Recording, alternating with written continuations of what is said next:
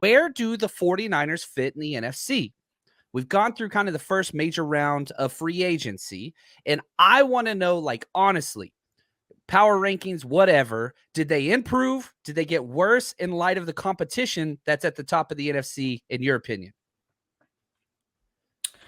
I think that's a hard question because so much of improvement and whether they didn't improve is not like we don't know the answer to that question. And it's not necessarily because like, hey, they did or didn't make these moves. It's because there's a few guys that are young guys that they're going to give the opportunity to play as they did last year and as they did in 2021. And we just don't know how good or bad those guys are yet. And I see immediately a lot of people say when they lose a starter, right? Like, oh, this guy is not a worthy backup or this guy is not good. And the reality of the situation is we just don't know. We just don't know. We don't have a really good answer on those type of things. I do think when you sign a player of Javon Hargrave's caliber and the fact that he fit a need. Like coming into this offseason, to me, their biggest need was pretty much size in their defensive line. I thought they needed some more size and physicality, and Javon Hargrave not only brings that, but he brings outstanding interior rush ability combined with. I continue to say it, John. The most underrated thing about Javon Hargrave is his fitness. The athlete is in incredible shape. The amount of snaps he plays for a 305-pound man is insane. He's a three-down player through and through, and he plays every single week in and week out. He's been doing it since he was in Pittsburgh. And so when you get a player of that caliber, you got to think like, yes, they got better. But I would say that the grade is pretty much incomplete at this point because we'll find out if they're better or worse based on, who really, really does well this upcoming season.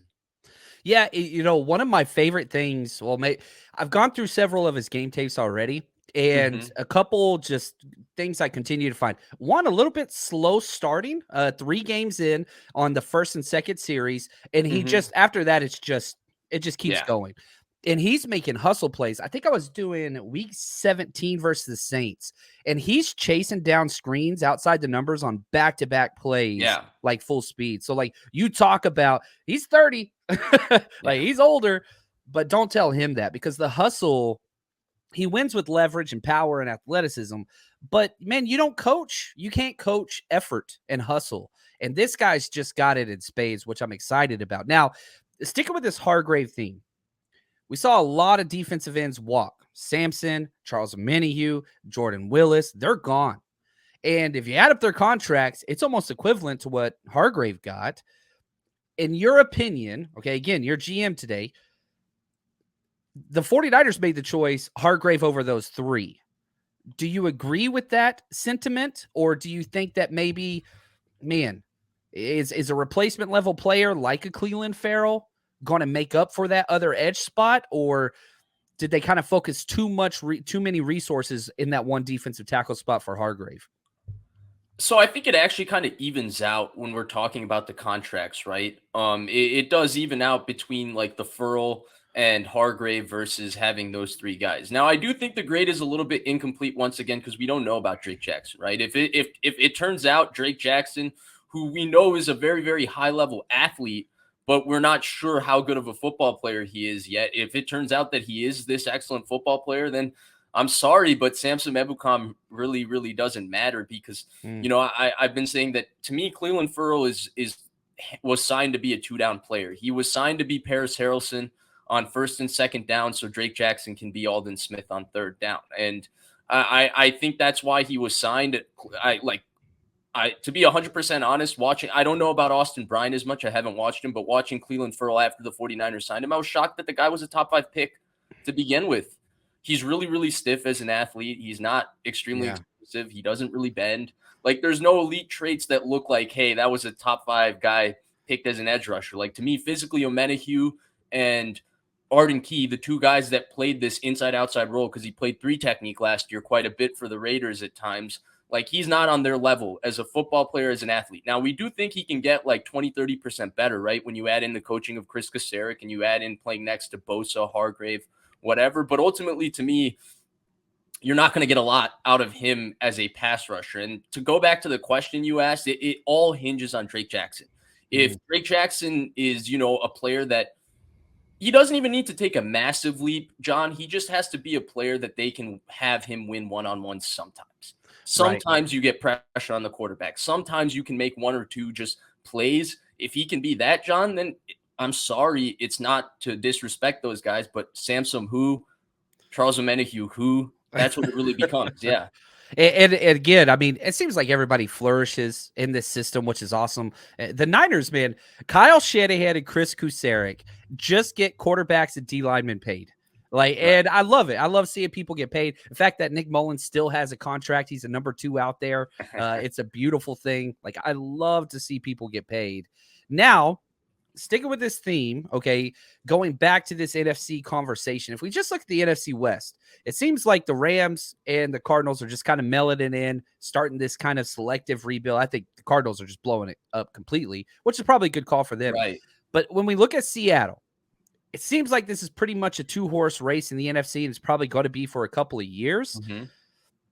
I don't know. I mean, when was the last time the NFC West was this bad, this poor? I feel like it's just very 2010. top heavy. Yeah, 2010.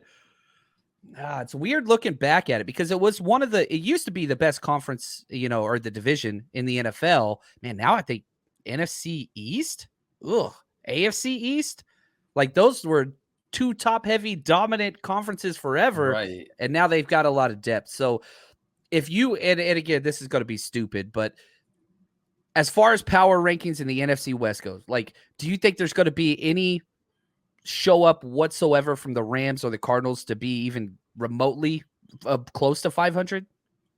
So the Rams are very, very interesting, right? Because if you can tell me Cup is coming back healthy, Stafford is going to be relatively healthy. I mean, when Stafford, I don't know what last year was, but when healthy in the last, 10 years, Matthew Stafford has been a top 10 quarterback. So if you're saying in a weak NFC, he's healthy, McVay is still a very, very great coach. Their defense will be good if they have Aaron Donald playing 17 games. That's just how sometimes things work. I don't think they would necessarily be a threat to the 49ers. We've seen the best of the Rams, and somehow the 49ers have always just owned that matchup because their physicality and their strength gives the Rams, who are a smaller and faster team, a lot of issues. But I do think the Rams could be somewhere in the playoff conversation. But again, I just asked 7 questions that need to be answered before I had to say that. Arizona, I don't know what their direction is. I mean, to me, the Arizona path the last 2 years is, hey, Kyler Murray makes a lot of plays. Now it's Kyler Murray's injured. Kyler Murray's making a lot of money, and everybody doesn't like Kyler Murray. So, I don't know what the direction of their franchise is. I don't know what direction Gannon is going to bring. They haven't drafted well under Steve Keim. I mean, Steve Keim is literally living off of 2 horrible trades by the other team when he was handed Chandler Jones and he was handed DeAndre Hopkins.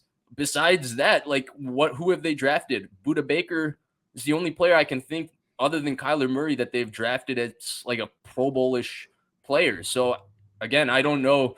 To me, Arizona's just a mess. To me, Arizona could be the worst team in football next year with Kyler Murray out. And then so it leaves Seattle and the 49ers. And Seattle just feels like unless they can match the talent discrepancy or bring it even closer, I just have this feeling about the NFC, John, is the 49ers are a very, very good team. The only thing they can really beat them is a great quarterback, right? If you're a really good quarterback on a good team, it's tough to beat the 49ers. Dallas had a good team. Dak is a good quarterback. They're not beating the 49ers with Dallas, that team and Dak, Same thing with Geno and the Seahawks. You have to be Mahomes and have a good team to beat this 49ers team, or Burrow and have a good team to beat this 49ers team. And so because the conference is and the NFC West is the way it is, in a lot of ways, if you look at the 49ers schedule, you look at how defenses fall off over time, John, I'll give you a stat, right? In the last 20 years, only 3 teams have had top 5 defenses in terms of yards for 4 straight years. The Tampa Bay Buccaneers did it from 02 to 05, right? They won the Super Bowl in 02, and they did it from 02 to 05.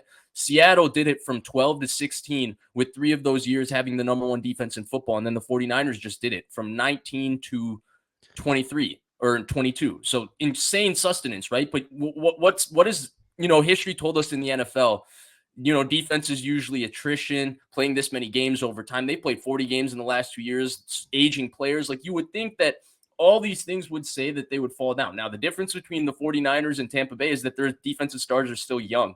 By 2006, Warren Sapp was old, Derek Brooks was old, and they were kind of done. And John Lynch went to Denver. And then with Seattle, they obviously paid their quarterback, so they shifted the entire identity of the team. The Niners have not paid their quarterback during this time, so they keep putting talent into this defense, right? But, history would tell us that this team would, this would be a year to pick them to fall off. I just gave you a couple examples of why their defense should fall off. But, John, look at the conference. Look at the division. Who are you going to pick if you're not going to pick the 49ers? Yeah, especially after beating Seattle 3 times last year. I mean, and all of them were pretty handily won games. But